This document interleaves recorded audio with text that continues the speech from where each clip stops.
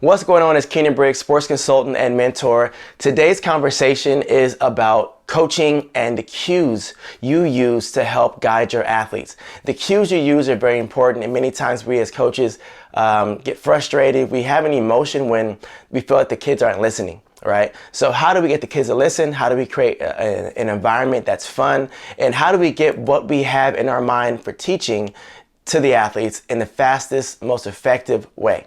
All right, so the first thing, here's an example. Let's say you're teaching an athlete how to squat and you have multiple athletes, right?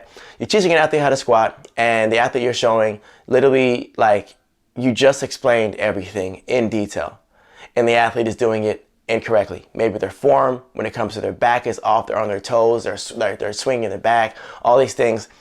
And now it's like, okay, I'm going to explain it one more time. I'm going to explain it in detail, word for word. This is how you do it. And the athlete still does it incorrectly. It's your fault. If you blame the athlete, which is what's natural, right? Because the athlete isn't doing the right thing. If you blame the athlete, many things happen. But the first thing is you're the source. You're telling them how to do something. So their actual result is coming from the source, which is you. Now, the way to help to change that is you have to understand what type of learner that athlete is. There are 4 types of learners. There's an auditory learner. Auditory meaning they can hear, got it. Now, obviously, if you're explaining to the athlete how to do this and you explain it word for word in detail and they don't get it, they're probably not an auditory learner. Then you have your like reading, writing, the note taker is what I call type of learner. This person is not going to work because you're outside and you're doing things. They're not going to be able to write notes and really break down on paper what is being said, right? Then you have the favorite of most coaches, the visual learner. You just do what you got to do, all right?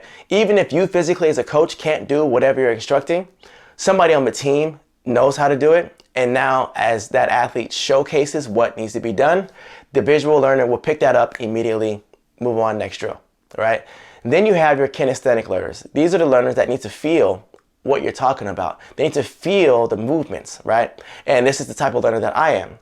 So when you have these learners, this is what usually happens. As you're explaining how to do lunges or how to do squats or whatever, the kinesthetic learners stop listening to you because now they're trying to do what it was that you said. And I would notice myself getting frustrated like, yo, stop moving. I'm showing you guys exactly what needs to be done. But then I have to catch myself and realize the kinesthetic learner needs to try and feel what it is that I'm saying. So what I realized is to let them do what they need to do because that's their specific way, right? And if that's going to speed up their process, then go ahead at it, all right? So understanding those 4, you as a coach have to understand this. You need to figure out what type of learners you have. And now if you have certain types of learners, then simply group them together. So when you explain it to them, you understand how to do it. Or when you are explaining something, utilize all 4 ways to allow them to understand how to do what it is that they're doing. Be patient with them because their result is actually your result because you are the captain of the ship. You are the coach. Be patient and understand what is happening. All right. Yeah, that's it. Till next time.